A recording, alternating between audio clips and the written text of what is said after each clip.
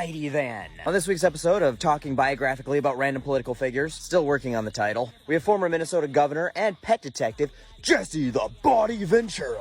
James George Janos was born July 15th, 1951 in Minneapolis, Minnesota. James graduated from Roosevelt High School in 1969 and joined the United States Navy that same year. During this time, he became part of the underwater demolition team, which was like a sister thing to the Navy SEALs, really like same or similar training, trained with the SEALs, all that kind of stuff. And since then, the classification has just been absorbed by the SEALs, so for all intent and purposes, he was a Navy SEAL in Vietnam. However, despite being in Vietnam, he did not see combat and would retire from the service in 1975. Toward the end of his military career, he joined the Mongols Motorcycle Club in San Diego. Like, if the Hells Angels were the Bloods, the Mongols would have been the Crips. They literally had gang wars. It was like straight up Sons of Anarchy shit. That said, Ventura returned home to the Twin Cities right before their open warfare took off and supposedly was not involved in any of the illegal gang activities and violence. That said, he still supports the club to this day, has testified on their behalf as recently as 2018, and credits the club with being his support system that helped him transition from military life back to civilian life. Back home in Minnesota in the mid-1970s, he started weightlifting, wrestling, and was even employed as a bodyguard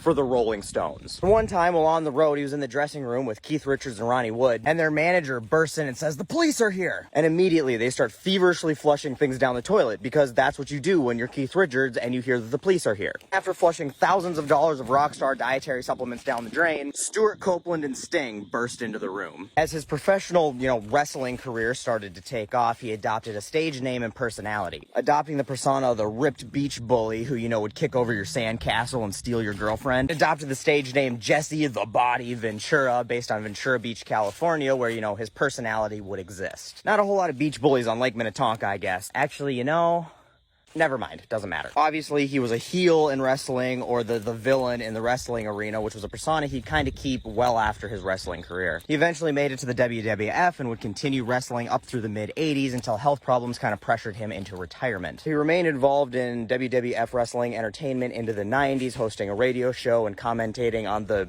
sport, I guess. It's also during this time when he started suing people a lot, a habit he's maintained ever since. I'm not going to get into all the litigation because there's a lot, but some of it's justified, some of it's frivolous, some of it's righteous. He just is not afraid of a civil courtroom. It was also around this time he started an acting career, mostly 80s action movies, many of which featuring another muscle-bound future governor with a big persona. Predator, Demolition Man, Batman and Robin, Abraxas. So why he hasn't made a cameo in an Expendables movie yet, I'm not entirely sure, but Stallone needs to get on that because he's getting fucking old. He also had a role on The Young and the Restless for a minute, so yeah, that was a thing that happened. In 1990, after having been a Navy SEAL, sort of, and been in a notorious biker gang, and been Mick Jagger's bodyguard, and a WWF wrestler, and an 80s action hero, he decided the next logical step for him to take would be mayor of Brooklyn Park, Minnesota. Defeating their 25-year incumbent, he served in the role from 1991 to 1995. In 1998, he would go on to run for governor as a Reform Party candidate, which was basically libertarian light. Obviously, he won, and that made him the party's most successful candidate ever. As governor, he actually had no real clue what his political views were, which isn't necessarily a bad thing. It's also not necessarily a good thing. I think at this point it's important to note that Jesse Ventura is a narcissist. He thinks a lot of himself and he loves the attention to be on him. But he also tends to be a narcissist in the best possible way. He loves attention and he usually goes about getting it by using that WWF persona of the anti-establishment villain to take on establishment politics for people who he thinks need to be represented. And with that, he doesn't really give a fuck about party politics and will take on either party if he doesn't like what they're doing. Which is good, and also bad sometimes. The weirdest thing for me is that he doesn't handle criticism well at all. And the way he goes about getting the attention he needs for his ego garners a lot of criticism. So anyway, Jesse the governing body Ventura was actually pretty popular as governor. During debates, he was never hesitant to admit that he had not formed an opinion on certain policy questions that he was asked, which came across as honest and genuine. He was progressive in a lot of ways, with a female lieutenant governor. He supported mass transit like the light rail, supported gay rights, supported legalizing marijuana. And when Virginia came crying to him like little bitches begging for their treason rag back that we took from them at Gettysburg, he responded with, "Absolutely not. I mean, why?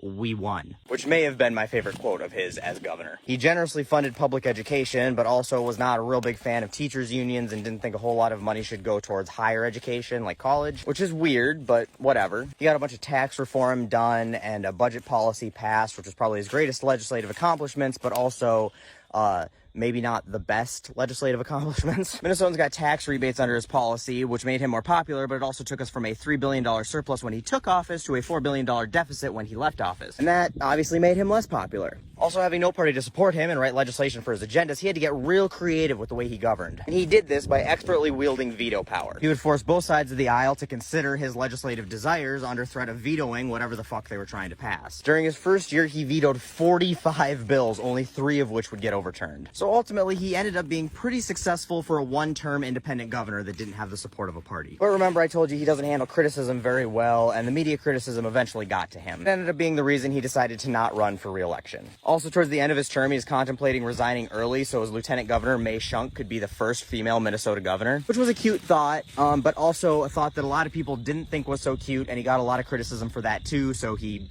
didn't do that. Since then, he's not held political office again, but he has remained active in politics. He was a very vocal critic of Baby Bush, calling him the worst president of his lifetime, which is a bold statement because, you know, Reagan existed. He was moderately supportive of Obama, saying that he wouldn't wish the shit show that Obama inherited from W on his worst enemies. But he did say it's a good thing that he wasn't president because he would prosecute every single person involved in Bush-era torture. Now remember, Ventura actually had to be waterboarded during his special forces training. So he had firsthand experience with it and put in no uncertain terms that it absolutely was torture and was also completely fucking useless at gaining information. Going as far as saying, give me Dick Cheney a waterboard in 1 hour, and I'll have him confessing to the Sharon Tate murders. He would also go on to blame the September 11th attacks on the Bush administration to varying degrees, in his most measured criticism saying that their negligence is entirely responsible for letting it happen. Later, in Conspiracy Theory, as a TV show that ran from 2009 to 2012, he would go on to claim that it was just a full-blown false flag. He also at one point did consider a presidential run, floating the idea of being Bernie Sanders or Donald Trump's running mate as a springboard for his own presidential bid in 2012, but ultimately he decided against that and did not end up endorsing Donald Trump or Hillary Clinton. In 2012, he'd end up in probably his most famous civil legal battle, suing another egotistical, narcissistic former Navy SEAL, the American Psycho. Sorry, no, American Swindler. No, that's not it. He had a movie about him.